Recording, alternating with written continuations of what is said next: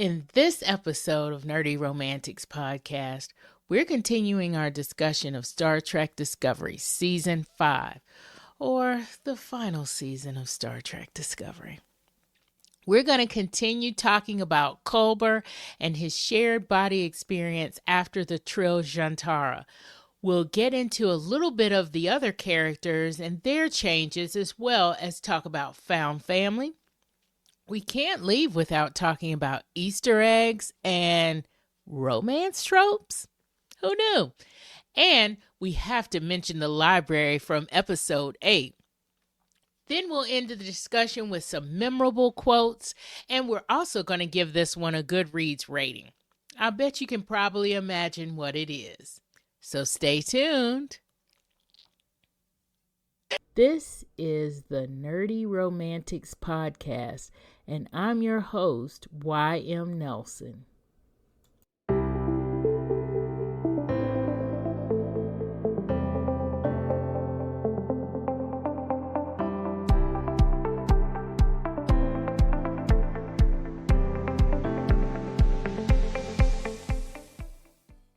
Right. So, and then he had the shared body experience, and that was part of him. And so his question about how much of that changed him and who he became as a result of that. And then in the scene with the progenitor, the way that it's explained, because Mole wants to use the progenitor. I guess we're just doing all the spoilers, but yes, Mole wants the progenitor to, that's just how we are, to bring Locke back to life, right? She wants him to be alive again. And the progenitor talks about how, they can, the cells, or they can essentially, they're making a clone. They would be able to make a clone of him, but all the memories are gone. Right. The memories that made him who he is and the person that she loves, those are going to be gone. That's what happens when someone has passed. So those memories are gone. And so even though she could get, right, the same look, right, you get the same look and person, but because of the loss of the memories, they are not the person that you loved. Right. And I love what Culber sort of comes to the conclusion that the experience that he had is just a piece of him and a part of him, and it doesn't have to have parameters. It doesn't have to have explanation. He can sit with the wonder, with the not like in terms of wonder like questions, but wonder of, oh, this is neat. Okay, let's just see what happens here, and just the wonderment of the universe, right, that he has about how this is going to, how it changed him, and he doesn't have to have an answer today. And that's what I mean by, I just feel like he'd be such a good, like a good friend to have, because we all have to remember that a lot of times we're going to go through something and we're going to have an experience, positive or negative or neutral or what have you, but we are not going to immediately be able to classify what that experience means to us or how that experience changed us. Right. And so those experiences that we have are going to reveal themselves to us over time. Mm-hmm. And there's a beautiful little thing about memory, that memory will reveal itself when it's needed. And that's what happens with him in Book, in the little shuttle thing, right? There was something he needed, and he was able, because of his experience, he was able to have the information that they needed. Right. And how wonderful that was. So like I said, we don't know how experiences are going to impact us later, or we can't necessarily assign meaning to them. We just sort of have to accept that experience has happened, and we're going to go forward and strive to be a better person tomorrow. Right. That's all we got. Right. Yeah, and if we could plan out those experiences, life would be kind of boring. Where do we learn? Where do we grow? Yeah. We and can't. I think that's part of the whole thing with the time travel, right? Is that we can is that you want to keep the past, because if you change something in the past, right, then the future doesn't become the Right. future isn't the future anymore, right? You get a Exactly. different future as a result. Yeah. There's the path not taken, and you'll never know where that path might have taken you. Right. Not, it doesn't mean good or it doesn't mean bad. It's not that. It's just that that's no longer your path. Yeah. And recognizing that there's value in where you are. Exactly. But yeah, so there's a there are there are a lot of changes in individuals, but I think too with this particular series, there's a lot of them growing together as a family that we Yeah. see. Yeah. And I love how that kind of manifests or kind of, you know, and especially in that last episode where we, you know, kind of all see them come together, and then we see Yeah. Michael's family, like actual nuclear family, happen and things Yeah. like that.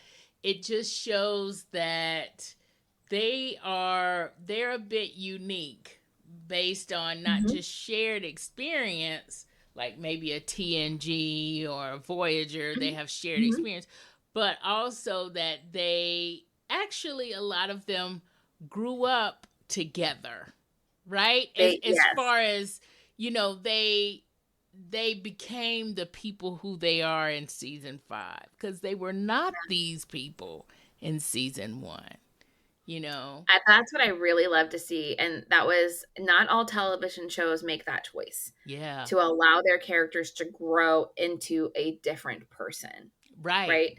So many of them, they do it. And, Yeah. you know, and it's like they grow into different people, but they're also people that we recognize, Mhm. Yeah. right? Yeah. You know? There's much more of a that interpersonal growth and interpersonal relationships. And all pretty much all of the Star Treks are found family, right? We find ourselves on a starship or on a space station, or we find our, like, we're sort of all forced together. But I think you're right in that this one takes it a few steps further, because the partners become part of the family as well. And Mm-hmm. there's not nearly as Yeah. much partnering that happens in some of the other series, where we have Right. Saru. We get a wedding for Saru. We have Yes. Culber and Stamets, who are in a healthy relationship together. And We didn't yeah. even talk about, what's her name? Tarina with Tarina. Saru? So Yes. yeah, Saru and Tarina. We didn't even talk about, like, how their relationship is also built on respect and on trust and on love, and it looks so different than the other relationships in the series, Yes. but is but it is one that has those same elements to it, and is such a beautiful partnership. We've seen so many of these other, like, partners come into the story and be important and find their own place within the found family. You're totally, you know what? You're totally right about that. And you're as I'm thinking about this, as you're saying this, you're right about the other Star Treks. It doesn't Mhm. happen like that. When we, aside from Tasha Yar, you know, leaving Mhm. in the way that she does, Mhm. TNG, the core of TNG, who we see in the very beginning, is the same core of people that we see at the end around the poker table. Mhm. And it's still the same core of people that we see in Star Trek Picard, to be Yeah. honest. But Yeah. here we see people who are maybe not, you know, in that headline guest star, you know, role, but they're, you know, coming in and maybe recurring, but they are just as important. And they become the characters that we want to see, like the Tarina and Saru partnership. I was saying to you Mhm. before we started that that is one of the most equitable Yeah. relationships that I have ever seen on Yeah. TV. Like Yeah. there's no necessarily roles there, or there are a bunch of roles that make them who they are. But to me, it's Yeah. Tarina being who she is and Saru being who he is, and Yeah. them realizing that they have this wonderful connection and Hmm. like being in each other's space. Yeah. The connection that they have with each other, they fit together like Legos, you know? Yes. They're like, there's like this complementary where they're not the same. There's for other, in other couples, you see there's a sameness, Mm-hmm. that you between the folks. There's the compassion that we see in Culber is mirrored in Stamets, Yeah, right? It's not exactly. exactly the same, but there's a mirror there where Yes. you see the two of them strong in similar ways. And for Michael and Book, we see them as they're both very smart, very strategic, very brave, very willing to jump into the fight. Mm-hmm. They're going to lead the charge. They're both like that. And that's both a wonderful thing to see, and it also is the source of some of the problems that they have. Right. Yes. Where for Saru and to Tarina. Serena, thank you. I don't know why that's not in my head. I don't have the right page open on my notes. That's the problem. But for Saru and Tarina, we see them. She's not similar to him in that way. Right. You know, she is complementary to him in Yes. a whole different way Yes. than They we com see the other yes, people's. they complement each other very well. Like Yeah. they complement each other so amazingly well that the few little issues that they have, like she wanted to announce their engagement and he's like, well, I don't know, we should do that, blah blah blah and all that kind of stuff.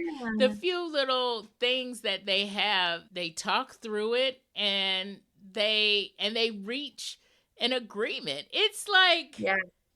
this is the stuff that they kind of teach you about in marriage counseling. You see it. This is Yes, like the right? perfect example of, what they teach you in marriage counseling. They're both really strong communicators. Yes. And she is, sort of communicating with her logic, and he communicates with his heart, but it's all about the communication between Mm-hmm. them. And Yeah. and it's funny because it's not funny, but it's also really cool that they're amazing communicators, but they are also amazing when they are just together in silence. Because Mhm. they do Oh, several they're so meditation comfortable together. not episodes, but yeah, Yeah. it's Yeah, just, it's so beautiful to see that together, to see them together. it's amazing. It's Yeah. like, that's kind of, well, I shouldn't say that. That's not what everybody wants, right? But Yeah. to me, somebody that you can be, for me, somebody that you can be comfortable being silent around is a Mhm. gem. You Yeah. don't have to talk around them. You're just comfortable Yeah. in silence. To That's be amazing. comfortable. Yeah. That comfort is, yeah, that's something to seek out, is to find comfort in the people that you surround yourself with.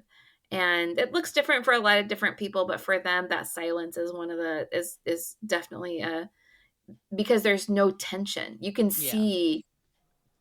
can see how peaceful that silence is for them. Yeah. Yeah. And silence isn't peaceful for everyone. Exactly. Exactly. Hmm. It's not peaceful for everybody. Yeah. Yeah. In the ways that they are different, that's something that they are. That's a way that they are the same. Yeah. Yeah. And kind of getting back to also what you were saying about found family and also connecting that with, TNG episodes, to see Stamets and Culber, who are already married, end up with a family, with Yeah. Adira and sort of adopting them, right? Uh-huh. Hmm. It it's just, you don't see that on a lot of, in fact, going back to TNG, Picard hated his children. He didn't hate children, but he was uncomfortable around children. Right. And Yeah. but he finds out, but we all know he's is comfortable around kids, as we see from Mhm. different episodes, right? But Yeah. you only see little snippets of family in Mhm. different areas, like, on Voyager, there's a birth on, well, there are a couple of births on Voyager, but in the beginning, there's a birth on Voyager, but, her mom is there on Voyager, but her dad is back, in the Alpha Mhm. Quadrant. And then, of course, at the end of Voyager, we see a birth there, but we don't know how that family's going to turn out. But we see a lot of broken families in Voyager, I guess. In TNG, there's Alexander and Worf, and of course that carries over to DS9. Of course, that relationship that Mhm. goes on there, and we don't see a lot of coming together as a family. And then there's this whole thing Mhm. about being on the starship and being in Starfleet, and family is not Yeah. necessarily encouraged, or Oh, whatever, yeah. but they're okay with family, even more so than maybe other races I on mean, you these. sort of have the Riker Diana Yeah. relationship, but even that relationship is not really played as like a relationship dynamic. It's sort of a, oh, these guys have eyes for each other, off camera They almost. have eyes for each other. They have history. And then, of course, in Picard, we see that they come together, but then they got problems in Picard Yeah. after Yeah. that happens. Yeah. So I think here in Discovery, with the whole theme of found family, Mhm. is big, and it's positive in a way that it's not in any of the other series so Yeah. far. Yeah. You bring there's much more family and relationship baggage that comes into Yes. the forefront of the story. Yes. You Right. know, there's Exactly. I mean, early on, we see Michael dealing with her mom too, and Yes. that's like a Yeah. real key theme through the series. So, yeah, so there's all these different ways of how people work, and that's also one of the things I really like about Star Trek as a universe is that they can use these different shows to explore different types of things, right? Mm-hmm. There's TNG, I feel like, has an undercurrent of exploring humanity through data and the questions that data asks, and what it means to be, in terms of what it means to be human, in terms of what it means to be, to be able to explore and bring something else to the world and to the galaxy. Where in Discovery, we have, there's so many different, every season is different, Yeah. and there's something I really love about that, and I love that they did so many different kinds of adventures. Mm-hmm. In this, we have a time travel one, we have a desert planet one, we Right. have running through the trees, in search of water one, we have, there's these, Mm-hmm. we have the big science question ones. So we have all these different kinds of things that we can explore through Discovery, that always at the baseline comes back to the question about relationships and who you are, and what are the choices that you make, in a way that's different than the way that the other Star Trek shows play out. Mm-hmm. Exactly. And Hmm. and not just who you are, but who you want to go through these things with, Yeah, who do you want right? around you? Yeah. You know, it's about that as well, which goes back to found family, goes back to people kind of discovering who they are. But yeah, we're talking real deep about this one. I know. So let's shift the gear and talk about some fun stuff. But before we leave the deep, it is deep. But I also feel I did want to echo and to agree with what you said about Star Trek universe. It Mhm. every I mean, maybe aside from Lower Decks, but even with some in Lower Decks, but Lower Decks is just a fun time around. But with every series in the Star Trek universe, they are exploring a deep issue of what it means to be to live in this world, right? Yeah. To Yeah. be human, even though they're not human, a lot of Yeah. them, right? But to Their be humanity. Yeah, right. exploring their humanity. And, and exploring the issues of basically what we deal with today as people. Yeah. A lot of that is echoed in here, and it's just amazing how you can go back and you can be like, wow, this episode of whatever the series is, this was on 20 years ago, and we're dealing with this right now. It's like, what? Yeah. So much you can learn about yourself from Star Trek and from, humanity as a whole. But to go to some of the fun things, and because this is not just nerdy, but this is also nerdy romantics.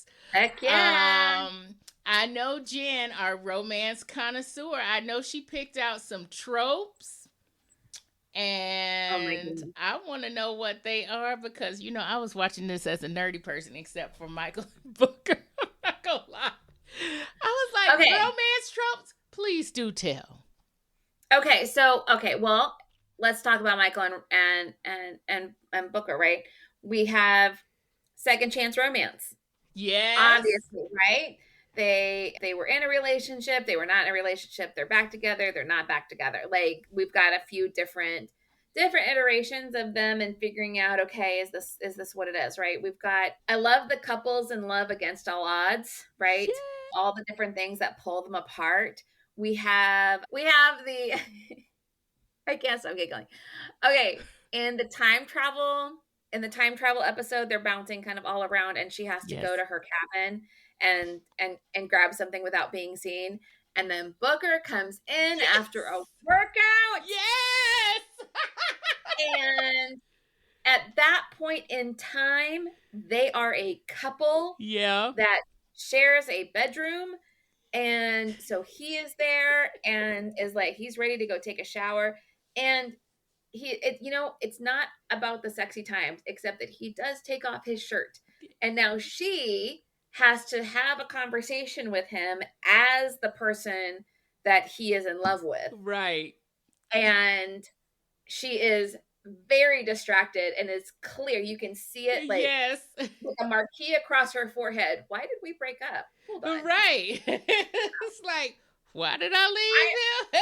I am missing What's out going on this. And Yes. that could be this could be a part of my life. And what was I think I can't remember why, but they have a really wonderful, exchange. And like most couples in a committed relationship, as she is leaving to go do the things she has to do, she has 4.5 minutes to get there. And he says, I love you. And she has to pause and say, I love you too. Right. And what that, what it means for her to have to say that. So we've got like a few minutes of a fake relationship on her side. Yes. Yeah. So we love that. We did not broach the subject at all, but Locke is secretly a prince. Right. Locke is a prince. I know.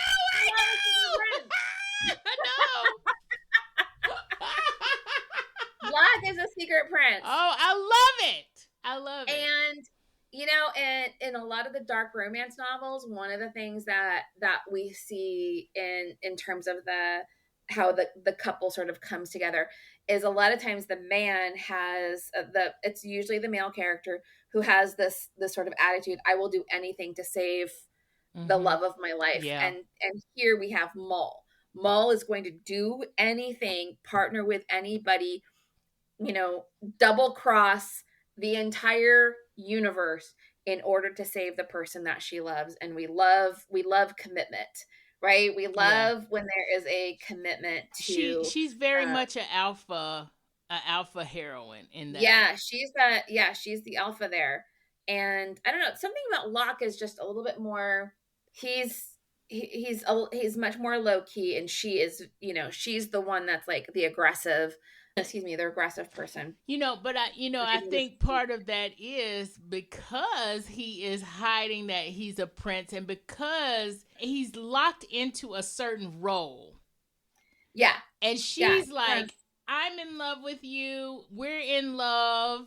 You Mm-hmm. got to get out of this role. So part Mm-hmm. of that is he needs to evolve and change, and he Mm-hmm. is having trouble doing that.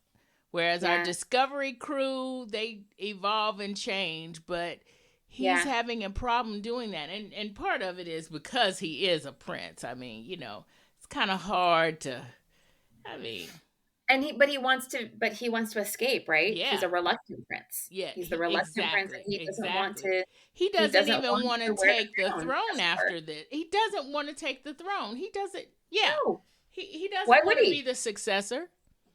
Yeah, He just wants to go he has away. a lot of disagreements with the way that world is run, and he doesn't want to be a part of it. So, Yeah. we have that. We have, and I also just liked it's not completely a marriage in trouble, but we have kind of a marriage in trouble with the Stamets and Culber, because Culber is questioning sort of who he Mm-hmm. is and what's going on with him, Yeah. and wonders if this changes their ability to be in a relationship together. Yeah. He has some very serious questions and isn't quite sure how he doesn't know what the answers are. And that's why I really, really appreciate that as he kind of figures things out, that it's okay to not have the answers. And Book and Michael kind of do the same thing. They just sort of they're next to the river, or like they've kind of wandered off from the wedding, and they are sort of like, well, I don't know what the future holds. I don't, I can't. Well, yeah, but maybe uncertainty is where we need to be, right? Right. Maybe what we just decide is that we go through it together and see what happens. Exactly. And that, at the end of the day, honestly, that's what every relationship is. Mm-hmm. Nobody has a guarantee. You know, there's always somebody says something in rom-coms and in a lot of romantic things about, well, I've never had a serious relationship. Yeah, okay, that's fine. That doesn't mean that this one won't be your serious relationship, Right. right? You Exactly. could We all have to, different people have serious relationships at different times and at Mm-hmm. different points in their life, and it's, when you find the right person, then you take a chance with that person. Yeah. That's a big part of, I feel like, some of these relationships. And that the person is all of their memories and all of their experiences make them who they are, and that person is worthy of love, and who they are, where they are, all the things that they've gone through, all the things that they've lost, all the mistakes that they've made, that person is worthy of love. And that we have that not only in like the Michael and Book sort of place, but the Stamets and Culber space. We have that in the Saru and And Tarina. Yeah. Tarina. My gosh, I turned the page. It's I went okay. 2 pages too far away from my notes about them. But they are who they are, and you have to love people for who they are, without making a big, Yeah. I'm going to change them sort of feeling. And you don't get that from any of these couples, where somebody has to be changed in order to be loved. Right. They just have to be loved. And Right. that is a truly It's beautiful thing. yeah. And I need to meet you where you are. Mm-hmm. Yeah. And if we can't do that, then we don't need to be together. But yeah, exactly. So, all right. So romance tropes. Yeah. Okay. All right. We I love it. see it. I see it all, and I'm loving it all. And of course, in true fashion, I have my nerdy Easter eggs, and I'm just gonna mention a few of them here. Okay. All Um, right. Let's hear it. because we already know the big one is that this whole season is from TNG, season 6, episode 20. And them going off to different worlds is also kind of like what they did in that episode, which I Mm-hmm. love. One of those worlds, as we know, is Trill, and of course we talked a lot about Cobra, but Cobra goes through what they call a Jantara. Mhm. And the first time we see that is in DS9, where Jadzia has a Jantara. Oh, yeah. And Okay. Yeah. remember, there were some fun moments in that, but Yeah. there were also some not fun moments. One of the fun moments is Quark ends up becoming Audred. I think one of the female hosts that Jadzia Mhm. had for a while, was Dr. Bashir. And he was all, I'm Tarias. And then Odo was Curzon, and Curzon didn't want to go back. That Oh, was one of the things with yeah. that Shintar. And then, of course, by this time, Jadzia found out that Duran was also one of her past hosts, and Duran was a murderer. So they had, Oh, remember, Captain Picard was Duran, and they had to put him in a holding cell during that Jantara. okay. Okay. Okay. Yeah. And yeah, so Jantara is the whole process of where Kober is inhabited by one of the past hosts for a temporary amount of time. So he's Right. Okay. not joined, but he's just inhabited, is the Mhm. best thing I could say. In that same episode, they were talking about, yeah, I got a pet. Somebody has a pet Tribble, but the pet Tribble is neutered. I thought that was funny. I was like, how can you have a pet Tribble and not have a million of those pet Tribbles? Yeah, Yes. because it's neutered. And also with this is another thing with Locke that we didn't mention, but this is a nerdy Easter egg, is that Locke is a Breen.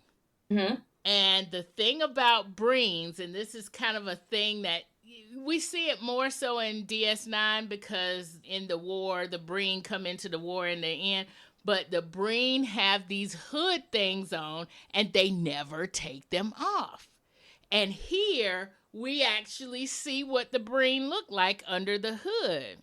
Those You're right. things, remember when they were talking about, we see your face, and why are you showing the ugly face, and all this other kind of stuff that they were saying, like in a couple Yeah. of the episodes when they were doing the flashback as to why Locke and Maul are on their own, because the Breen never take their hood things off. And so other races are wondering what the Breen look like under their hoods. Also, that it's really cold on Breen. That's another thing. And the last clue of the progenitor's tech is in the Badlands, and we know the Badlands from DS9 and from Voyager, because the Badlands is where the Maquis would hide, and because it was a place that it had a lot of plasma storms and all this stuff. Ooh. And the fact that the last clue is in the Badlands, they had to kind of navigate all of that. And that's also part of the defense of it, right? Because the Yes. Badlands was a bad place. In episode 8, they mentioned something about a nucleonic emitter, and that goes back to an episode of TNG where Picard is hit by this beam in this archive. And that's Hmm. also the episode where his actual son plays his son on the episode. Oh, that's cool. Yeah. So that's cool. But that's also, this was another thing. This is not an Easter egg, but this was just another thing that was just really cool that I wanted to mention. Also, in that episode, in the Badlands, there's this library. Yes. Remember? That library was cool as crap, wasn't it? Oh my God.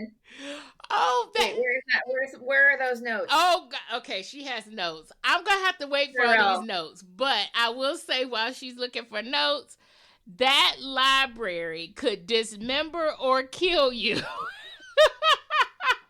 I was like, I have never been to that library. It was like above and beyond, like a Harry Potter kind of thing. It was like, it was Oh my changing. God. It was, yeah, it was going through Oh some my stuff. God.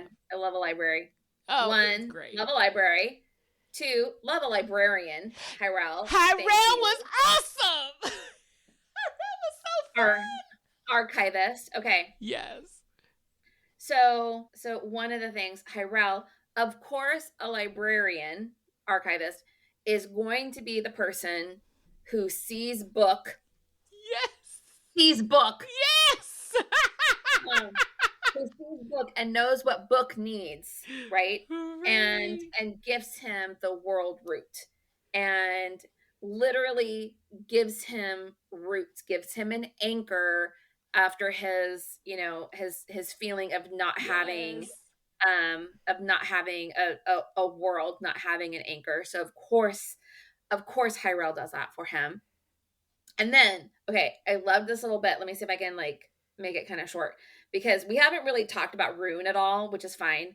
But Rune is sort of out of control, right? Mm-hmm. And Rune is like, okay, well, I'll give you this if you, but don't destroy the archive.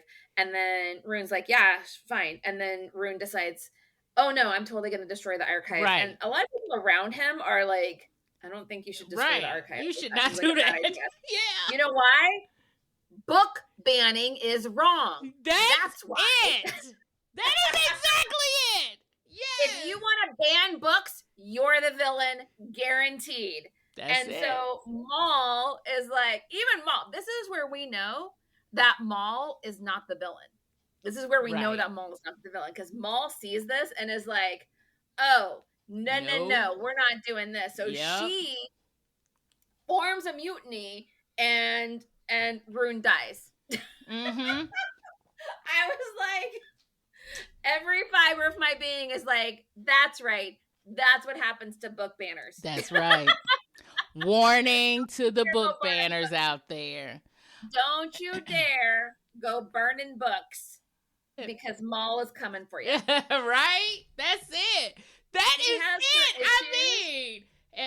mean, if you Please, yeah, if you can't take Maul. anything away from Star Trek, that's the thing.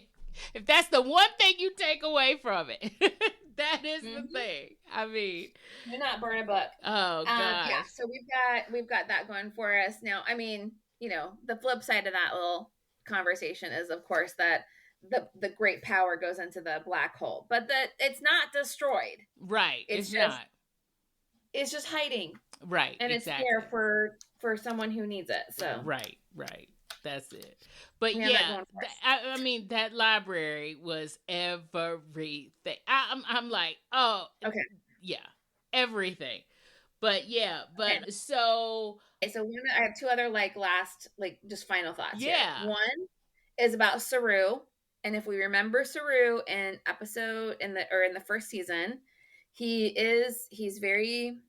a pretty passive guy. He's very smart, but he's not a real like go getter, you know, yeah, charge forward kind of he's not. guy. And here we have him in episode 10. I wrote it down. Look, I have so many notes and I color coded them. Aren't you proud of me? I am very So, proud.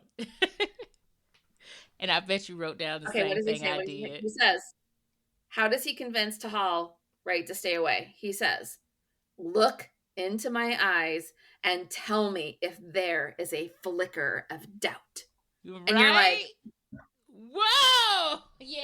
dude, And you are right, full on bluffing your ass off. Sorry, right. you are full on bluffing. You have nothing. You got nothing. And it's like, Exactly. see if there is a flicker of doubt. And you're like, Whoa. Exactly. And right after that, I wrote, Saru is strong. And Saru is not playing with you. talk about characters growing and changing Yeah. over the course of the I of the mean, series, he's got because a total arc. season 1 Saru could never Not could never. not by any But means. I love that he does that, and then he sort of like has almost like a little giggle with Tar. You're just like, those two are so cute. They are. They are totally cute. They're I just so love cute. them. Okay, and then my one other quote was, where is that? Is he says Culber. So Culber is like in the shuttle thing with Book, and they're trying to figure out about the tracking beam, and they can't allow the portal to, like, the portal's gonna fall into the black hole. Don't You got to save Yes. the portal and save Yep. Michael and save Yeah. Maul and save everything. And so Book is like, well, what about this? What about this? And and he goes, I'm a doctor, not a physicist. Right? Exactly. I don't know this. I love that they pulled that line from the original series. So Exactly. That yeah, is McCoy's line. That is Dr. that's McCoy's line. I'm a doctor, not a whatever. And he would say a yes, bunch of different things. I know, I love it yeah. too. And see, So that's the thing. It's like I think there's some other things. That's one thing that, it did stand out. I think there's some other little Easter eggs in here from TOS that just went mhm. like this for me. But yeah, there are several, now that I'm thinking about it, there are several things in that last episode. And was that the last or was that the next to last? I think that was episode 9. It might have been 9. Yeah. It might have been 9. I couldn't remember. It kind of Yeah. flows together about what Yeah. happened So in 9 so those and at 10. the 9 and the 10 episode, that was those episodes, they had kind of the most like little Easter egg kind of takeaways from it, which I Yeah. noticed that a lot of these newer series, they kind of do that in the last episodes. They kind of load up on the Yeah. Easter eggs, which is so cool. It makes us Trekkies feel like, okay, you see us there. It's not just Yeah. about giving us a new and different story. It's also about giving us a little bit of a sprinkling of, the I the feel like other it is ones. a lot of times fan service a lot of times gets a bad rap, like, oh, it's just a fan service. No, it is fan service. I want to feel like an insider. But Yes. I think this is fan service done extremely well, Yes. because if you have never seen TNG or TOS, if you've never seen those, this whole series stands alone, Yeah. right? You can start with season 1, episode 1, and watch a really fantastic sci-fi television show. Yeah. And the fact that it's Star Trek is cool. Maybe for some people, you got to know a little bit of information about the Federation, but it's kind of explained, so don't Yeah. worry about it. Yeah. So this is a great series for people that are not Trekkies to be able to come into and be a part of the world and fall in love with some characters and get something that's a really fantastic show, like a standalone. But for any of us that have these memories, that have seen the other series and the other shows, oh, it's the Easter eggs that just go, yes, I love it, I love it, I love it. Did you hear what they said? Yes. Yes. So, Exactly. Exactly. But since you're saying that, mhm. you're kind of giving a good review here. So what is your rating on this? From 1 star, we didn't like it, to 5 stars, we think it's amazing. It's a 5-star show. I'm going to be honest with you. I feel like this Mhm. show, like I said, I feel like it was so layered and they took it in so many different directions, and while keeping the heart of the show consistent and being able to explore things in so many ways. Every season has like a whole different adventure that's happening, but they maintain this ability to have that the core team as growing and learning, and there's a beauty in that. So Yeah. I'm at 5-star on this one. Yeah. I'm gonna have to agree with you. 5 star on the whole series. I'm also going to say that season 1 to me and season 5, if we're rating just the seasons, season 1 and season 5 definitely get the higher ratings, right? They get the Oh, definite 5 stars. yeah, And yeah. and I don't want to say they're kind of like bookends, but they're almost like bookends a little bit. I think bookends is a good way to put it. Yeah. You know? They did a lot of things very differently in this series, Yeah. and I just feel like it paid off. Yeah.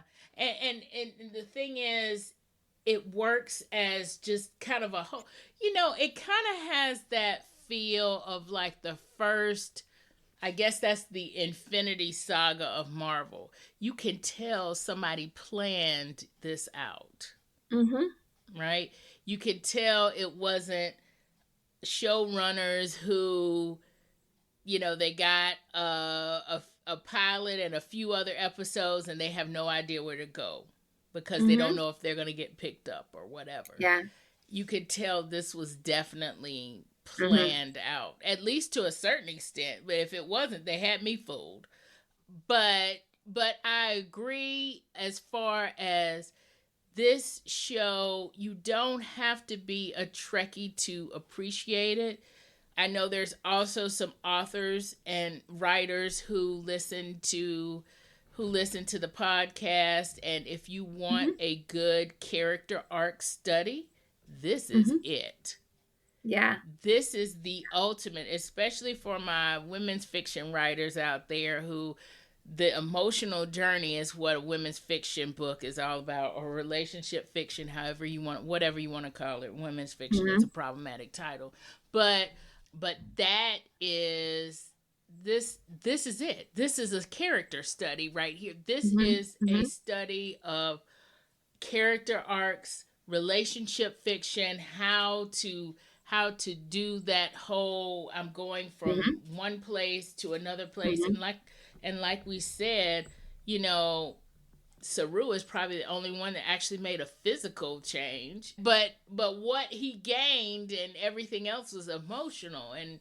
and mental and how he saw himself. But this is it, right? This is Mhm. that character study. And so for writers, this is a good one to Yeah. watch and to have in your arsenal. For Trekkies, this, is a good one to also watch because you do get a little bit of that fan service, especially in the Yeah. seasons that happen after they Mhm. go into the future. But, another thing, and I think we might have mentioned this the last time we talked about Star Trek Discovery, for a universe, Star Trek universe, the representation and what they did, even in TOS with the first interracial Mhm. kiss on Mhm. TV, they Mhm. already pushed the representation envelope. And having women in a sci-fi, Mhm. they already pushed the envelope. But here with Discovery, they really did representation. Oh Like my gosh, they it's really did. it's almost like with each new series, except for maybe Picard, which is a love, which is a love of That's a love letter. Picard. That's That's a just a love letter. love letter. That's a TNG in its own bubble. But with each new series, we get a more progressive and Mhm. more representation. Yeah. We have a non-binary character, we Mhm. have a gay marriage, we have a black woman female captain, you Heck know yeah. um Mhm. and we have a lot of relationships that go on here and a lot of different representation Mhm. even from a sci-fi perspective. It's a lot, Yeah. Yeah. and it's very much appreciated, especially for this Mhm. nerdy black woman here. We have on the bridge, the folks that are on the bridge also very diverse group. Yes. And playing different kinds of roles, Yes. right? In terms of, we've had a lot of women communicators, and the communicator role is a little bit different. The engineering role, who are the people that are Mm-hmm. leading engineering, right? Exactly. We have Yeah. we have a white man who's gay as the scientist element of it, and then a lot of the operational engineering is led by a large woman. Right. And that's also something that we haven't seen before. She's tall, she's not very thin, so having that type of body representation on board as well. And then we have, I think Michael, well, I guess we'll see how other series end, but I think Michael might be the only captain who falls in love and gets married, because Right. definitely not. Yeah. Exactly. Yeah. Exactly. Not And Janeway, not Picard, and definitely not Kirk, right? They all stay single. mm-hmm. And we find out that not only does she fall in love and get married, but she becomes an admiral too. Turns The out, only one that actually, yes, and the only one that actually does, but doesn't, is Captain Cisco. And he gets married against the prophet's wishes. The prophets did not want him to get married to Captain Yates. Okay. But they did get married at the very end. But of course, as we know with DS9, they don't end up together. They were supposed to be together on Bajor. Remember, he had that little house. He had that little model of a house that he wanted to build. He had gotten some acres of land, but they end up not being together. And so you're right. She is the only one that's gotten married, has a family, and is admiral. And is an admiral. I'm like, yes to all of this, Yeah. But yeah, so again, 5 stars from both of us on this series. At some point, yes, we may talk about season 4, but I think we really pretty much covered it right here. We covered a lot of stuff here. And there's a lot more Star Trek to actually talk about, because we have not even started on Star Trek Strange New Worlds. Yes! Which, love Strange New Worlds. It's already, at this recording, it's already in its 3rd season, I believe. Or is it about to go to its 4th season? Or is it about to go to its 3rd season? One or the other. It's definitely in its 3rd season. And then a month after we record this, we're recording this in December. So in January, there will be a movie on Paramount Plus. So don't hang up your Paramount Plus subscriptions just yet, because there will be a movie called Section 31, which is starring Michelle Yeoh, which she was Captain Georgiou on Discovery. And I can't wait to see that one. I saw that teaser, not even like a trailer. I just saw a teaser and I was like, I love me some Michelle Yeoh. Bring it on. I cannot wait. Cannot wait to hear more about Michelle Yeoh and what is I don't care. I don't know what she's doing. I have no idea. I know she was in Discovery, so I know it's sort of a continuation of that character or some storyline with that character. It doesn't matter, because you know what? She's going to kill it. Yeah, she's going to 1,000% kill it. So I can't wait to see what happens there with that one. And maybe this isn't the right venue for it, but I'm just going to point out that Below Decks is very charming. And so yes, it is. If this is Star Trek, it's a good view. It's a good venue for it. It pulled the Star Trek universe into a whole different tone, totally different way of thinking about it. Yes. And it's very charming, and I enjoy it quite a bit. So, and I believe as of this recording, that one is in its last season, I believe. Potentially, yeah. So yes, we have lots more Star Trek to talk about here. So y'all have to stick with us. Make sure you are subscribed so that you can hear about all this Star Trek. And Jen, you're gonna have to come back. I will, babe. I will. Oh, thank you so much. We can talk about so many different things. So, yeah. Oh, yeah. I'm here. Yeah. I'm in. Yeah, she's here for our romance, and she's also here for our nerdy. And we love that about you, Jen. So thank you for coming on. Hi. Want to get show notes from this and future episodes in your inbox? Then subscribe to Nerdy Romantics newsletter at nerdyromanticspodcast.com/subscribe. Nerdy Romantics newsletter not only has show notes, but nerdy and romantic recs and sneak peeks and exclusives of my spicy nerdy romances and love stories. I love talking sci-fi, superheroes, fantasy, and romance books, movies, and shows with my friends. So share this podcast with your nerdy romantic friends. Thanks for listening and for watching.